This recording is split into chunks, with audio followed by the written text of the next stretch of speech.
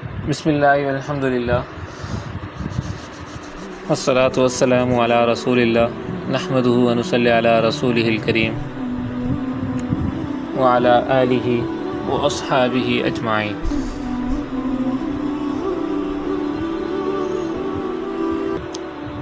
میری محترم ماؤں بہنوں، آج ہم ایک ایسے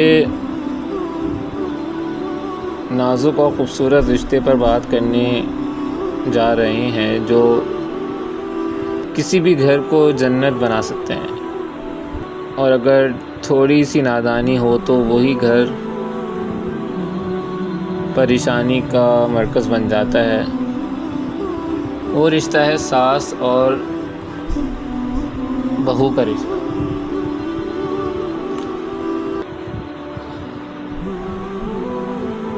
جب ایک لڑکی اپنا میکہ، اپنے ماں باپ، اپنا پرانا گھر چھوڑ کر ایک نئے گھر میں بہو بن کر آتی ہے تو وہ ایک بالکل نئے انوائرمنٹ میں قدم رکھتی ہے۔ وہاں اسے نئے لوگ، نئے طریقے، نیا ماحول ملتا ہے۔ شروع میں چیزوں کو ایڈجسٹ کرنے میں تھوڑا ٹائم لگتا ہے، اور اسی دوران کبھی کبھار ساس اور بہو کے درمیان سوچ کا فرق یا چھوٹے موٹے اختلافات، مس انڈرسٹینڈنگ پیدا ہو جاتی ہیں۔ آج کی گفتگو کا مقصد کسی کی غلطیاں نکالنا نہیں، بلکہ ادب کے دائرے میں رہ کر یہ سمجھنا ہے کہ ایک بہو اپنے صبر اور اچھے اخلاق سے اس نئے گھر کو کیسے جنت بنا سکتی ہے، اور اپنی دنیا اور آخرت دونوں کو کیسے بہتر سنوار سکتی ہے۔ جب ایک لڑکی کی شادی ہوتی ہے تو وہ ایک بہت بڑے ٹیسٹ سے گزر رہا ہوتا ہے، ایک امتحان ہوتا ہے اس پر۔ وہ ایک طرف تو ایک ماں کا بیٹا ہے جس نے اسے پال پوس کر بڑا کیا، اور دوسری طرف وہ ایک شوہر ہوتا ہے۔ اکثر گھروں میں ایسا ہوتا ہے کہ جب ساس اور بہو میں کوئی بات ہو جائے تو شوہر ماں کے سامنے ماں ہی کی طرفداری یا سپورٹ کرتا ہے، اور جب وہ اپنے کمرے میں جاتا ہے تو وہ اپنی وائف کو پیار سے سمجھاتا ہے یا اس سے کہتا ہے کہ دیکھو وہ میری ماں ہے، میں ان کو کسی حال میں چھوڑ نہیں سکتا۔ اگر تم ان سے نہیں بھی لڑی، اگر تمہاری غلطی نہیں بھی ہے، تب بھی مجھے تم پر غصہ دکھانے کا حق حاصل ہے، کیونکہ وہ میری ماں ہے۔ تم ان کی باتوں کا برا مت مناؤ، صبر کر لو اور ان کی عمر ہی کا لحاظ کر لو۔ ایک بہو کو یہاں اپنے شوہر کے اس بات کو پازیٹیو لینا چاہیے۔ وہ شوہر برا نہیں ہے، وہ تو دراصل اپنی ماں کا فرما بردار ہے، اور جو بیٹا، یہ یاد رکھنے والی بات ہے کہ جو بیٹا اپنی ماں کا وفادار نہیں ہو سکتا، ماں کا فرما بردار نہیں ہو سکتا، وہ کبھی بھی اپنی بیوی کا بھی مخلص نہیں ہو سکتا۔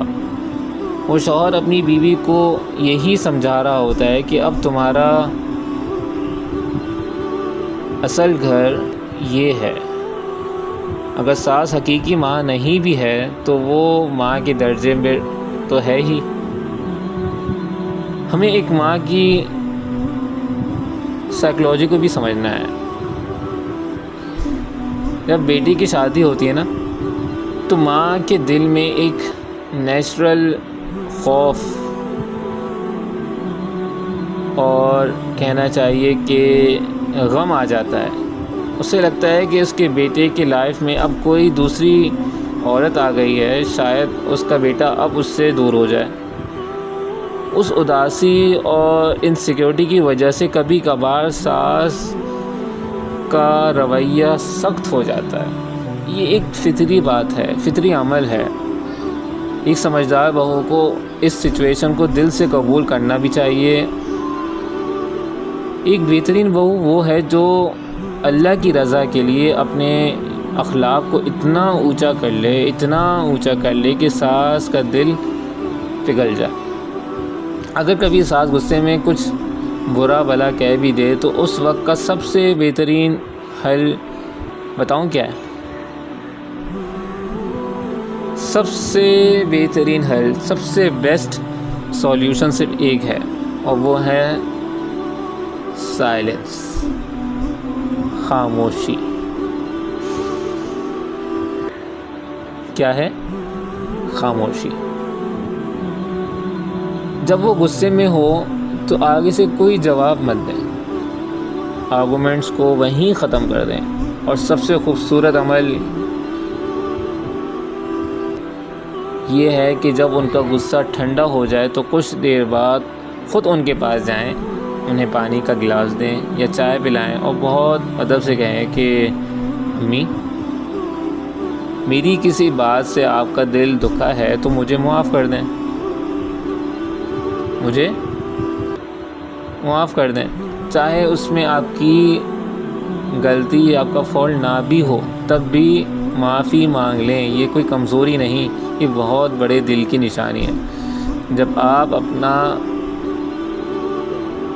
اپنی غلطی تسلیم کر لیں یا بنا غلطی کے بھی جھک جائیں تو ساس کے دل میں آپ کے لیے جو عزت اور محبت پیدا ہوگی اس کا آپ اندازہ بھی نہیں کر سکتے۔